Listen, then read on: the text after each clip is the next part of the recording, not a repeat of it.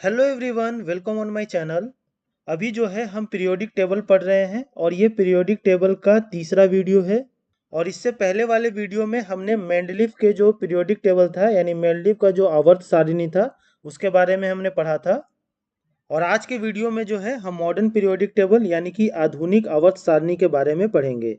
और इससे रिलेटेड जो पीडीएफ है वो मैं डिस्क्रिप्शन में डाल दूंगा, आप वहां से इसे डाउनलोड कर लीजिएगा। और अगर आपने इससे पहले के वीडियोस नहीं देखे हैं केमिस्ट्री के तो आप मेरे प्लेलिस्ट में जाके उन्हें देख सकते हैं। तो बिना देर किए हम वीडियो को स्टार्ट करते हैं और आज हम देखते हैं मोसले आवर्त सारिणी यानी कि मोसले का पीरियोडिक टेबल। तो मोसले ने जो है तत्वों को यानी कि एलिमेंट्स को उनके बढ़ते हुए परमाणु क्रमांक यानी कि एटॉमिक नंबर के क्रम में रखा।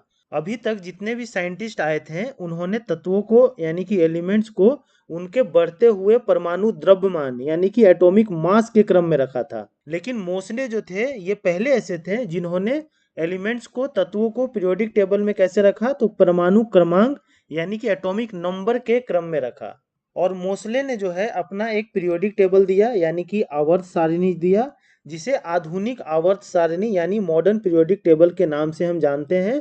और जो वर्तमान में हम यूज कर रहे हैं पीरियोडिक टेबल वो यही है जो मोसले ने दिया था। और सबसे पहले पीरियोडिक टेबल जो है वो किसने दिया था, तो मेंडलीव ने दिया था। और इसीलिए जो है मेंडलीव को हम फादर ऑफ पीरियोडिक टेबल कहते हैं।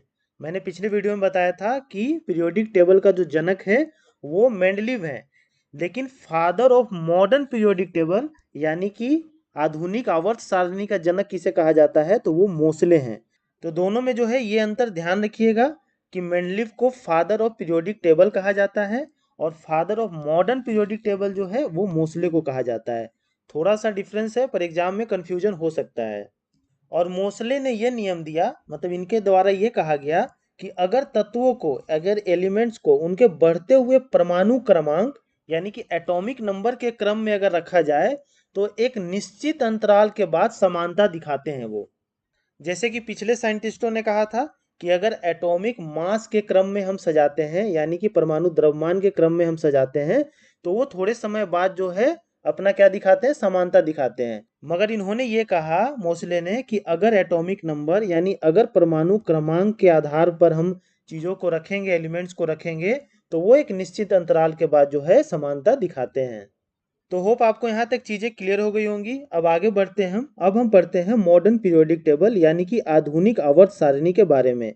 और इसको जो है हम पूरे डिटेल में पढ़ेंगे क्योंकि एग्जाम में क्वेश्चन यहाँ से काफ़ी ज़्यादा बनते हैं। तो आप इसमें देखिए ये जो वर्टिकल लाइंस हैं, ये जो वर्टिकल वाले हैं, ये इसमें कितने हैं, 18। 18 जो है इसमें वर्टिकल्स लाइन है, वर्टिकल लाइंस। और इस 18 वर्टिकल्स लाइन को क्या कहा जाता है, ग्रुप्स कहा जाता है, ग्रुप्स। तो मॉडर्न पीरियोडिक टेबल में आपसे पूछे कि कितने ग्रुप्स हैं, तो टोटल 18 ग्रुप्स हैं। और ये देख लीजिए आप, ये 1 हो गया, ये 2, 3, 4, 5, 6, 7, 8, 9, 10, 11, 12, 13, 14, 15, 16, 17 और ये 18। तो टोटल 18 वर्टिकल्स लाइन है और ये जो 18 वर्टिकल्स लाइन है इसको हम ग्रुप्स कहते हैं। उसके बाद देखिए ये जो हॉरिजेंटल्स लाइन है, ये हॉरिजेंटल लाइंस है, इसे जो है हम हॉरिजॉन्टल लाइंस, इसे जो है हम क्या कहते हैं, इसे हम पीरियड्स कहते हैं।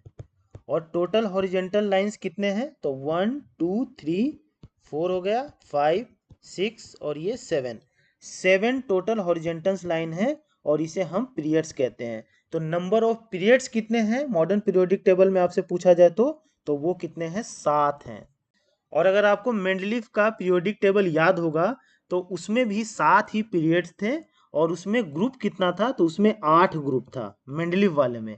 पर जो मॉडर्न पीरियोडिक टेबल मोसले के द्वारा दिया गया उसमें जो है 18 ग्रुप्स दिए गए और 7 पीरियड्स दिए गए। उसके बाद देखिए ये जो लेंथेनाइट्स है और एक्टिनाइट्स हैं वो इसी पीरियोडिक टेबल के पार्ट हैं। ठीक, इसी पीरियोडिक टेबल के पार्ट हैं, बस इसको जो है बाहर लिखा गया है, ये अलग पार्ट नहीं है। तो ये मत समझिएगा कि पीरियड यहाँ भी तो सर 2 है यानी 9 पीरियड्स हो गए, नहीं। ये जो है मेन जो पीरियोडिक टेबल है उसी का ये पार्ट है। आगे मैं डिटेल में बताऊंगा आपको लेंथेनाइट्स और एक्टिनाइट्स के बारे में। बस अभी आप इतना समझिए कि ये इनके ही पार्ट हैं, ये अलग नहीं है। उसके बाद देखिए मैंने आपको ये बता ही दिया कि इसमें 18 वर्टिकल्स लाइंस हैं जिसे हम ग्रुप कहते हैं या हिंदी में इसे वर्ग कहा जाता है, और 7 हॉरिजेंटल लाइंस हैं जिन्हें पीरियड्स हम कहते हैं और हिंदी में इसे आवर्त कहा जाता है। उसके बाद देखिए, पहला जो पीरियड है यानी पहला जो आवर्त है उसमें टोटल एलिमेंट्स कितने हैं। तो देखिए, एक एलिमेंट यहाँ पे है और दूसरा एलिमेंट यहाँ पे है। तो पहले वाले पीरियड में यानी पहले वाले आवर्त में केवल 2 एलिमेंट्स हैं, ये आपको ध्यान रखना है। पहले पीरियड में 2 एलिमेंट्स हैं। उसी तरह से दूसरे पीरियड में, ये दूसरा पीरियड है यहाँ, इसमें देखिए 1, 2 और इधर देखिए 3, 4, 5, 6, 7 और 8। तो सेकंड वाले जो पीरियड है, सेकंड वाला जो आवर्त है उसमें टोटल एलिमेंट्स कितने हैं, 8 एलिमेंट्स हैं। उसी तरह से पीरियड 3 में, तीसरे पीरियड में, तीसरे आवर्त में 8 एलिमेंट्स हैं। चौथे पीरियड में, चौथे पीरियड में 18 एलिमेंट्स हैं। पाँचवें पीरियड में, पाँचवें पीरियड में भी 18 एलिमेंट्स हैं। छठे पीरियड में जो है वो टोटल 32 एलिमेंट्स हैं। देखिए छठा पीरियड कहाँ आ रहा है, 1 2 3 4 5 6, ये आ रहा है छठा पीरियड। तो यहाँ पे आप बोलेंगे कि सर 1 2 3 4 5 6 7 8 9 10 11 12 13 14 15 16 17 18। सर यहाँ पे तो 18 एलिमेंट्स ही दिखा रहे हैं, आप बोल रहे हैं यहाँ पे कि 32 एलिमेंट है। तो मैंने आपको बताया था ना कि लैंथेनाइड्स और एक्टिनाइड्स ये क्या है, पीरियोडिक टेबल के ही पार्ट हैं, बस इसको यहाँ से हटाकर यहाँ लिख दिया गया है। तो यहाँ पे आपको 18 एलिमेंट्स तो यहाँ मिल गए, और यहाँ पे जो है ऊपर वाले कॉलम में जो लैक्टिनाइड्स ग्रुप है, तो यहाँ पे ये 14 हैं। तो 18 और 14 टोटल कितने हो जाएंगे, 32। तो इसलिए पीरियड 6 में जो है ये टोटल 32 एलिमेंट है, यानी ये जो बाहर एलिमेंट लिखे हुए हैं ये भी इन्हीं का पार्ट है, और जब हम एलिमेंट्स को जोड़ेंगे तो इनको भी उनमें जोड़ेंगे।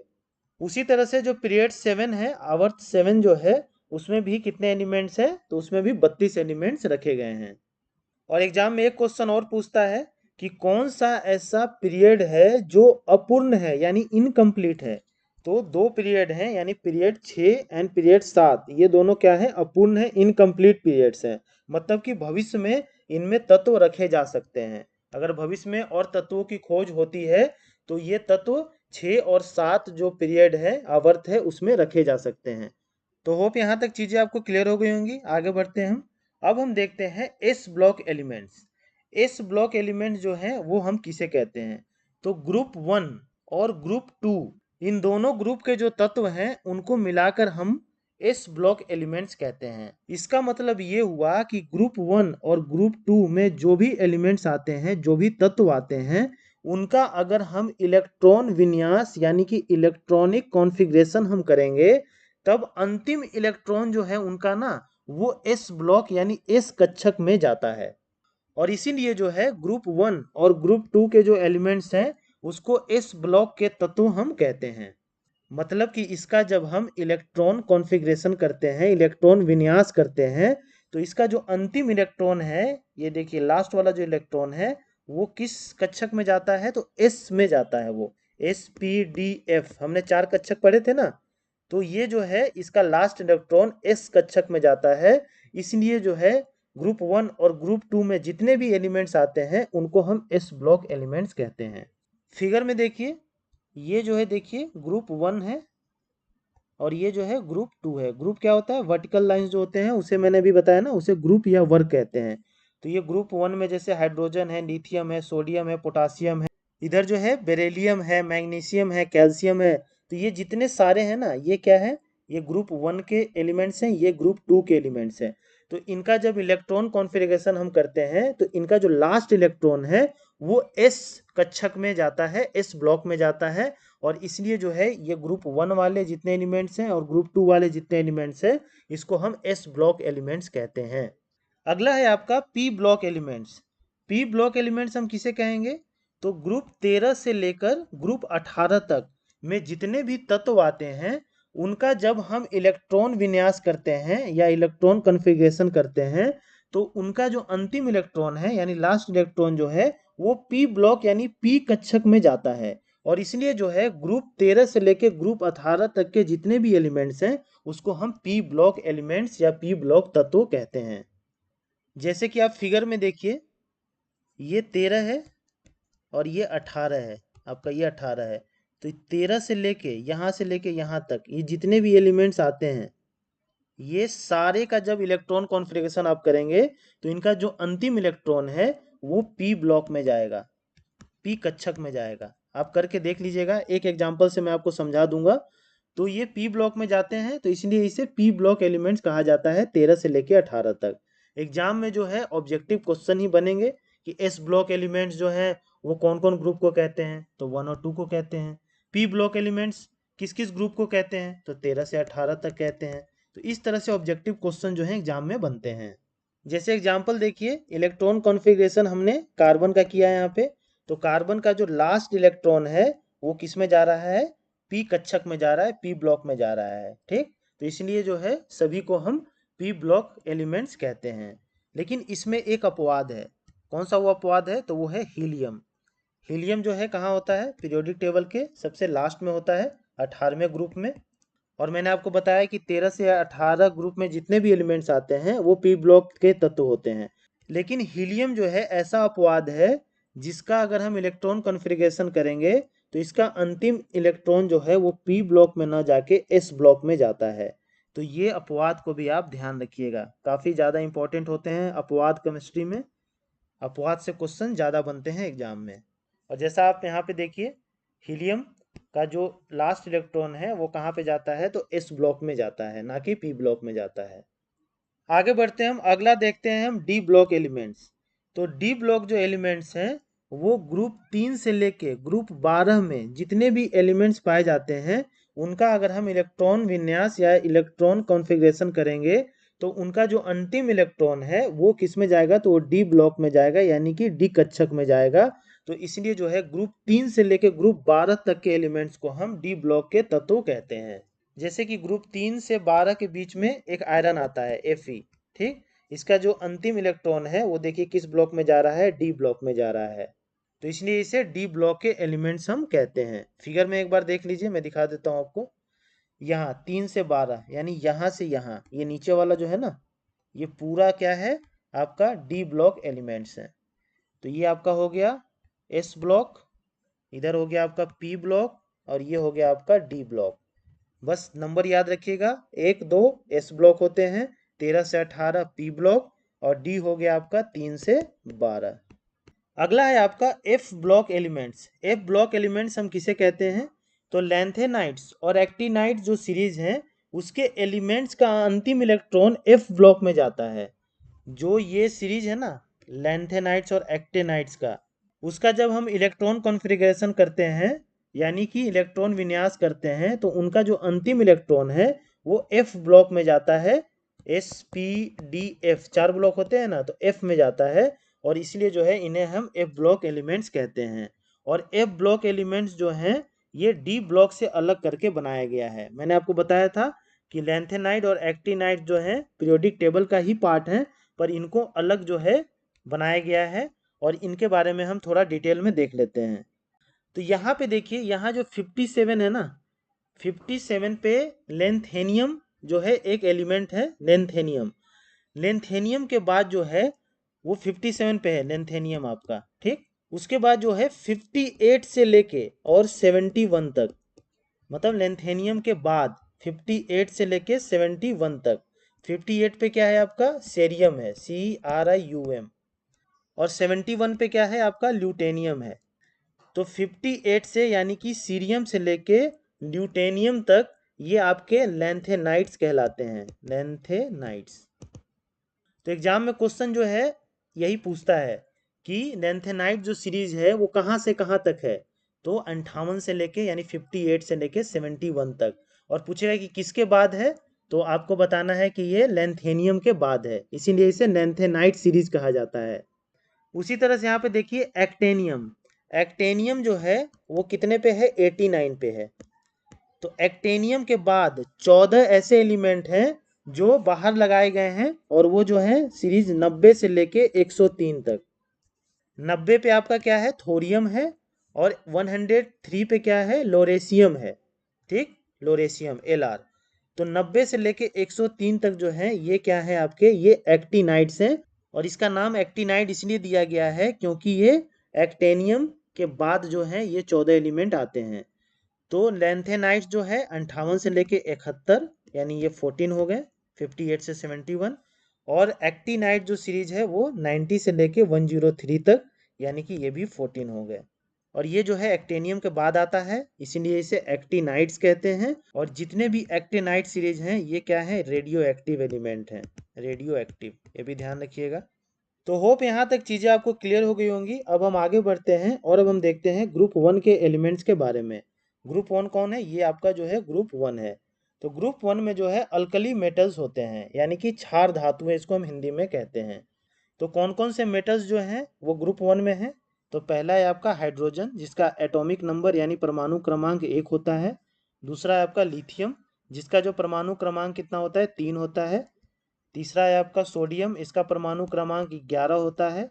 फिर है पोटासियम, इसका परमाणु क्रमांक 19 होता है। फिर है रुबीडियम, इसका जो परमाणु क्रमांक है वो 37 होता है। उसके बाद है आपका सीजियम, सीजियम का जो परमाणु क्रमांक है वो 55 होता है। और फिर है आपका फ्रांसियम, फ्रांसियम का जो परमाणु क्रमांक है वो 87 होता है। तो आपको इनका परमाणु क्रमांक भी ध्यान रखना है। और मेन चीज जो है आपको ध्यान क्या रखना है इसमें, कि ग्रुप 1 अगर आपसे पूछे कि अल्कली मेटल्स किस ग्रुप में पाए जाते हैं, ऐसे क्वेश्चन एग्जाम में पूछेगा, तो आपको जो है ये ध्यान रखना है कि ग्रुप 1, ग्रुप को क्या कहते हैं, वर्ग, वर्ग 1 में जो है ये अल्कली मेटल्स यानी क्षार धातुएं पाई जाती है। क्वेश्चन एग्जाम में इस तरह से बनेगा। आगे देखिए, अब हम जो है अल्कली मेटल्स यानी क्षार धातुएं जो ग्रुप 1 में पाई जाती है उसके बारे में थोड़ा डिटेल पढ़ लेते हैं, यहाँ से भी क्वेश्चन एग्जाम में बनते हैं। तो पहला है आपका हाइड्रोजन। हाइड्रोजन जो है संपूर्ण ब्रह्मांड में सबसे ज्यादा पाए जाने वाला तत्व है, यानी पूरे ब्रह्मांड की अगर हम बात करें तो सबसे ज्यादा पाए जाने वाला तत्व कौन है, कौन एलिमेंट है, तो वो है आपका हाइड्रोजन। उसके बाद है, ये हाइड्रोजन जो है वो गैस अवस्था में पाया जाता है और ये सबसे हल्का तत्व है, यानी गैस अवस्था में ये सबसे हल्का तत्व है, ठीक ना। उसके बाद है आपका लिथियम, लिथियम जो है ये सबसे हल्का तत्व है। अब अंतर क्या है, यहाँ पे हाइड्रोजन है ये गैसियस स्टेट में सबसे हल्का है, लेकिन अगर सॉलिड स्टेट में पूछा जाए सबसे हल्का तत्व कौन सा है, तो वो आपका है लिथियम। ठीक, ये दोनों में ये डिफरेंस है, ध्यान रखिएगा। उसके बाद है आपका सोडियम और पोटासियम। सोडियम और पोटासियम ऐसे मेटल्स हैं जो डक्टाइल यानी कि तन्य नहीं होते हैं। ये ऐसे धातु हैं जो तन्य यानी कि डक्टाइल नहीं होते हैं, इन्हें हम शीट में कन्वर्ट नहीं कर सकते हैं। ये काफ़ी ज़्यादा सॉफ्ट नरम होते हैं और इन्हें चाकू से भी काटा जा सकता है। तो एग्जाम में क्वेश्चन ऐसा बना है कि कौन से ऐसे मेटल्स हैं जिन्हें चाकू से भी काटा जा सकता है, तो ध्यान रखिएगा सोडियम और पोटेशियम। उसके बाद है सोडियम जो है एक क्रियाशील धातु है, यानी कि बहुत ही रिएक्टिव मेटल है। और ये जो है ऑक्सीजन के साथ बहुत तेजी से क्रिया करती है, यानी ऑक्सीजन के साथ बहुत ही तेजी से ये रिएक्ट करती है। और यही कारण है कि सोडियम को जो है हम किरोसिन ऑयल यानी किरोसिन तेल में हम स्टोर करते हैं, उसमें हम रखते हैं। काफ़ी इंपॉर्टेंट है, ये भी बहुत बार एग्जाम में रिपीट हुआ है कि सोडियम को किस चीज़ में प्रिजर्व किया जाता है, तो सोडियम को किरोसिन ऑयल में प्रिजर्व किया जाता है, इसको ध्यान रखिएगा। उसके बाद जो है जो मेटल्स होते हैं यानी जो धातु होते हैं, उनके जो ऑक्साइड्स होते हैं वो कैसे नेचर के होते हैं, तो वो बेस नेचर के होते हैं, यानी कि क्षारीय होते हैं वो। तो इसलिए जो है ग्रुप 1 में क्या है, सारे एलिमेंट्स मेटल्स हैं। ग्रुप 1 में जितने भी एलिमेंट्स हैं वो सारे क्या हैं, मेटल्स हैं। तो इनके जो ऑक्साइड हैं वो क्या हैं, सभी क्षारीय हैं, यानी सभी बेसिक है। तो ये भी आप ध्यान रखिएगा। आपसे क्वेश्चन ये पूछ सकता है एग्जाम में कि ग्रुप 1 में जो ऑक्साइड बनते हैं वो किस नेचर के हैं, एसिडिक हैं या बेस हैं, यानी कि अम्लीय हैं या क्षारीय हैं। तो आपका आंसर होगा कि वो क्षारीय हैं, यानी बेसिक इन नेचर होते हैं। यहाँ पे इस पिक्चर में देखिए sodium reaction with water, sodium अगर हम वाटर में डालेंगे तो देखिए आग लग जाती है, कैसे, क्योंकि वाटर में क्या होता है, हाइड्रोजन और ऑक्सीजन, तो ये ऑक्सीजन के साथ बहुत तेजी से सोडियम रिएक्ट करता है, तो इसलिए जो है पानी में डालते ही आग लग जाता है। और यही कारण है कि हम सोडियम को किरोसिन ऑयल में प्रिजर्व करके हम रखते हैं, पानी में जैसे ही डालेंगे ये आग लग जाएगा। तो आपने देखा होगा जादू दिखाने वाले जो है पानी में आग लगाते हैं, तो कुछ जादू वादू नहीं है, सोडियम से ही वो लगाते हैं। आगे बढ़ते हैं हम, अब हम ग्रुप 2 के एलिमेंट्स को देखते हैं। तो ग्रुप 2, ये वाला ग्रुप, इसमें जो भी एलिमेंट्स पाए जाते हैं उन्हें हम अल्कली अर्थ मेटल्स कहते हैं और हिंदी में इसे क्षारीय पार्थिव धातुएं हम कहते हैं। और इसमें जो है कौन कौन से एलिमेंट आते हैं, तो इसमें beryllium, magnesium, calcium, strontium, barium और रेडियम, ये जो है आपके ग्रुप 2 के एलिमेंट्स हैं और इन्हें अल्कली अर्थ मेटल्स कहा जाता है। बेरिलियम का परमाणु क्रमांक कितना होता है? 4 होता है। मैग्नीशियम का परमाणु क्रमांक 12 होता है। कैल्शियम का 20 होता है। स्ट्रोंशियम का आपका 38 होता है, 38। और बेरियम का 56 होता है और रेडियम का 88 होता है। उसके बाद जो है ये जो क्षारीय मृदा धातु हैं यानी अल्कली अर्थ मेटल्स जो हैं, इनके कुछ गुण हैं, इनके बारे में पढ़ लेते हैं। यहाँ से भी एग्जाम में क्वेश्चन देखने को मिलते हैं।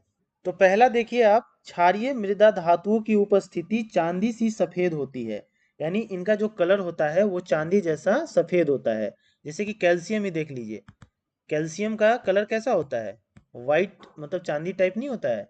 तो इनकी जो मतलब कलर्स होती हैं वो चांदी सी सफ़ेद होती है, पहला ये गुण है। दूसरा है आपका, ये नरम धातुएं होती हैं, यानी कि काफ़ी सॉफ्ट मेटल्स ये होते हैं। और ये जो है गुड कंडक्टर ऑफ इलेक्ट्रिसिटी होते हैं, यानी कि विद्युत का ये अच्छे संचालक होते हैं। और अगला है आपका कि मैग्नीशियम जो है एक क्षारीय मृदा धातु है जो हीट के संपर्क में आने पे कोई रंग नहीं देता है, यानी कि जब हीट के संपर्क में मैग्नीशियम आता है तो वो उसका कलर चेंज नहीं होता है, ये ध्यान रखिएगा। और ये जो धातुएं हैं ये हीट की भी यानी उष्मा की भी अच्छी संचालक होती हैं। और उसके बाद हम कुछ यूजेज और देख लेते हैं कि मैग्नीशियम का जो यूज है वो एंटासिड दवाइयों में किया जाता है। मैग्नीशियम का यूज काफ़ी इंपॉर्टेंट है, इससे भी एग्जाम में क्वेश्चन बने हैं।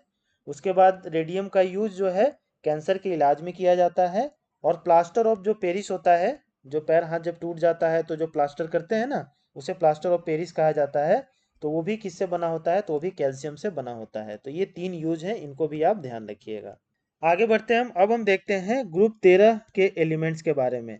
ग्रुप 13 में यानी वर्ग 13 में जो भी एलिमेंट्स आते हैं उसे हम बोरोन फैमिली कहते हैं। अब बोरोन फैमिली क्यों कहते हैं? क्योंकि इसमें जो पहला एलिमेंट है वो कौन है? वो बोरोन है। जैसा आप इस फिगर में देखिए, ये जो है देखिए 13 ग्रुप है और इसमें पहला जो एलिमेंट है वो क्या है? बोरोन है। और इसीलिए इसे बोरोन फैमिली कहा जाता है। और इसमें जो है ग्रुप 13 में कौन कौन से एलिमेंट पाए जाते हैं? तो एक है बोरोन, फिर दूसरा आपका एल्युमिनियम, तीसरा है गैलियम, चौथा है इंडियम, पांचवा है थैलियम और छठा है आपका निहोनियम। निहोनियम NH। निहोनियम आपका कहाँ पे आएगा? यहाँ पे आएगा, ठीक। तो इसमें जो है आपका बोरोन जो है वो उप धातु है, मेटलॉइड है। एल्युमिनियम आपका मेटल है, गैलियम भी मेटल है, इंडियम भी मेटल है, थैलियम भी मेटल है। तो इसमें ये 4 मेटल हैं। बोरोन जो है आपका मेटलॉइड है, उप धातु है, यानी इसमें जो है मेटल और नॉन मेटल दोनों के गुण पाए जाते हैं, यानी धातु और अधातु के गुण इसमें पाए जाते हैं, इसलिए इसे मेटलॉइड कहा जाता है, उप धातु कहा जाता है। और आपका जो ये निहोनियम है ये भी जो है क्या है? मेटल ही है। और ये जो बोरोन समूह है, इनके तत्वों की ये विशेषता है कि इनमें जो है 3 वैलेंस इलेक्ट्रॉन होते हैं, यानी इनकी वैलेंसी कितनी होती है? 3 होती है। तो ये भी आप ध्यान रखिएगा। आगे बढ़ते हैं हम, अगला ग्रुप है ग्रुप 14 और इसे हम कार्बन फैमिली कहते हैं। क्यों? क्योंकि जो पहला एलिमेंट इसमें है वो कौन है? कार्बन है। तो इस ग्रुप में कौन कौन से एलिमेंट हैं? तो पहला है कार्बन, दूसरा है सिलिकॉन, फिर है जर्मेनियम, फिर है आपका टिन, सीसा और अगला है आपका फ्लेरोइयम, ठीक। ये जो है लेटेस्ट खोजा गया है, इसलिए आपका यहाँ पे नहीं है, देखिए। तो यहाँ पे आ जाएगा आपका फ्लेरोवियम। तो इसमें जो है कार्बन आपका नॉन मेटल है, ठीक। कार्बन क्या है आपका? नॉन मेटल है। और सिलिकॉन और जर्मेनियम जो है ये क्या है? मेटलॉइड है, यानी इनमें मेटल और नॉन मेटल दोनों के गुण पाए जाते हैं। उसके बाद जो है आपका टिन, सीसा और फ्लेरोवियम, ये तीनों क्या है? आपके मेटल्स हैं, यानी धातु हैं। तो इसको आप ध्यान रखिएगा। उसके बाद जो है ग्रुप 15 के एलिमेंट्स को हम नाइट्रोजन फैमिली कहते हैं। क्यों? क्योंकि पहला जो एलिमेंट है ग्रुप 15 में वो कौन है? नाइट्रोजन है। और इसमें जो है कौन कौन से एलिमेंट पाए जाते हैं? तो वह है नाइट्रोजन, फॉस्फोरस, आर्सेनिक, एंटीमनी और बिस्मथ। और ये जो है नाइट्रोजन और फॉस्फोरस ये दोनों नॉन मेटल है, अधातु हैं। आर्सेनिक और एंटीमनी ये मेटलॉइड हैं, यानी कि उप धातु हैं। और बिस्मथ जो है इसमें मेटल है। और इम्पॉर्टेंट पॉइंट आपको इसमें एक ध्यान रखना है कि फॉस्फोरस जो है वो जल में रखा जाता है, यानी फॉस्फोरस को हम जल में स्टोर करते हैं, वाटर में स्टोर करते हैं। काफ़ी ज़्यादा इंपॉर्टेंट है ये भी। सोडियम को हम केरोसिन ऑयल में करते हैं स्टोर, फॉस्फोरस को हम जल में स्टोर करते हैं, वाटर में स्टोर करते हैं, इसको ध्यान रखिएगा। उसके बाद अगला जो है ग्रुप 16 है। ग्रुप 16 को हम ऑक्सीजन फैमिली कहते हैं या इसे काल्कोजन कहते हैं, हम काल्कोजन। और इसमें जो है कौन कौन से एलिमेंट पाए जाते हैं, तो ऑक्सीजन है, सल्फर, सेलेनियम, टेलयूरियम, पोलोनियम और लास्ट है आपका लिवर मोरियम। ये जो है 6 एलिमेंट जो है ग्रुप 16 में पाए जाते हैं। और इसमें जो है ये शुरू वाले 3 यानी ऑक्सीजन, सल्फर और सेलेनियम, ये तीनों क्या हैं, नॉन मेटल हैं। उसके बाद है आपका टेलयूरियम जो है मेटलॉइड है, पोलोनियम जो है ये आपका मेटल है, और लिवर मोरियम ये जो लेटेस्ट खोजा गया है एक ये एलिमेंट है, और ये क्या है, रेडियो एक्टिव मेटल है। और इसका जो आपका परमाणु क्रमांक है वो कितना है, 116 है। ये ध्यान रखिएगा, एग्जाम में पूछा जा सकता है ये। और बाकी आपको इन सब का परमाणु क्रमांक ध्यान रखना है। तो ऑक्सीजन का कितना है, 8 है, सल्फर का 16 है, आपका सेलेनियम का 34 है, टेलयूरियम का आपका 52 है, और पोलेनियम का आपका कितना है, 84 है। ये सब पीरियोडिक टेबल में दिया हुआ है, मैं यहीं से देख के आपको बता रहा हूँ, इतना मुझे भी याद नहीं है। तो ये सब आप जो है ध्यान रखिएगा। अगला है आपका ग्रुप 17, काफ़ी इंपॉर्टेंट है, यहाँ से क्वेश्चन बनते हैं। और इसको जो है ग्रुप 17 को हम वर्क 17 को हम हेलोजेंस कहते हैं, हेलोजन। और इसमें जो है फ्लोरीन आता है आपका, क्लोरीन आता है, ब्रोमीन आता है, आयोडीन आता है, और आपका एस्टेटिन आता है। ठीक, ये 5 तत्व जो हैं इसमें आते हैं। और इनकी खासियत क्या है कि ये जो है उच्च प्रतिक्रियाशीलता होती है इनमें, यानी कि काफ़ी ज़्यादा ये हाईली रिएक्टिव होते हैं। और हाईली रिएक्टिव क्यों होते हैं, क्योंकि इनके जो आउटर सेल में है ना, वो 7 इलेक्ट्रॉन होते हैं, 3 4 5 6 7। तो इनको स्थिरता प्रदान करने के लिए एक इलेक्ट्रॉन की कमी होती है, और ये फट से एक इलेक्ट्रॉन को खींच लेना चाहते हैं कि हम स्थिर हो जाए। तो ये काफ़ी ज़्यादा जो है, इसलिए काफ़ी ज़्यादा ये क्या होते हैं, रिएक्टिव होते हैं। आगे मैं बताऊंगा इसके बारे में और डिटेल में, बस अभी आप इतना जान लीजिए कि इनमें जो है एक इलेक्ट्रॉन की केवल कमी रहती है स्थिर होने के लिए, और स्थिर होने के लिए ये रिएक्शन बहुत ही तेजी से करते हैं। तो हेलोजन जो है हाईली रिएक्टिव होते हैं, और ये क्या है, नॉन मेटल्स हैं। जितने भी हेलोजन हैं ये सारे नॉन मेटल हैं, यानी अधातु हैं, ये भी आप ध्यान रखिएगा। और मैंने आपको बताया कि इनके जो बाहरी कक्ष है उसमें कितने इलेक्ट्रॉन होते हैं, 7 वैलेंस इलेक्ट्रॉन होते हैं। और ये जो है धातुओं के साथ यानी कि मेटल्स के साथ प्रतिक्रिया करते हैं, और मेटल्स के साथ ये प्रतिक्रिया करके ये क्या बनाते हैं, लवण बनाते हैं, यानी कि सॉल्ट बनाते हैं। ये भी काफ़ी ज़्यादा इंपॉर्टेंट है। आपसे एग्जाम में क्वेश्चन ये पूछेगा कि हेलोजन जो हैं मेटल्स के साथ रिएक्ट करके क्या बनाते हैं, तो क्या बनाते हैं, सॉल्ट बनाते हैं। ठीक, ये ध्यान रखिएगा।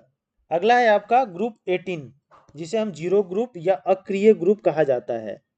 इसमें जो है कौन कौन से एलिमेंट आते हैं, तो इसमें आता है आपका हीलियम, नियोन, आर्गन, क्रिप्टन, जेनन और रेडन। ये जो है सारे क्या हैं, गैसेज हैं। और ये जो है बिल्कुल अक्रिय होते हैं, यानी कि नॉन रिएक्टिव होते हैं। ये बिल्कुल रिएक्ट नहीं करते हैं। अब रिएक्ट क्यों नहीं करते हैं, क्योंकि इनका जो आउटर सेल होता है ना वो पूरा भरा होता है, 8 इलेक्ट्रॉन उसमें होते हैं, तो ये रिएक्ट नहीं करते हैं। तो ये ग्रुप जो है सबसे कम क्रियाशील यानी सबसे लेस रिएक्टिव ग्रुप है। और सबसे ज़्यादा रिएक्टिव ग्रुप कौन सा है, तो वो है आपका 17। उसके बाद जो है इन्हें इनर्ट गैसेज भी कहते हैं। ये जितने गैस है ना, हीलियम, नियोन, आर्गन, क्रिप्टन, जेनन और रेडन, सबको हम इनर्ट गैसेज भी कहते हैं, यानी अक्रिय गैस हैं ये सारे। और इनका परमाणु क्रमांक जो है सब लिखा हुआ है यहाँ पे देखिए, 2 होता है, हीलियम का, नियोन का 10 होता है, आर्गन का 18 होता है, क्रिप्टन का 36, जेनॉन का 54, रेडन का 86।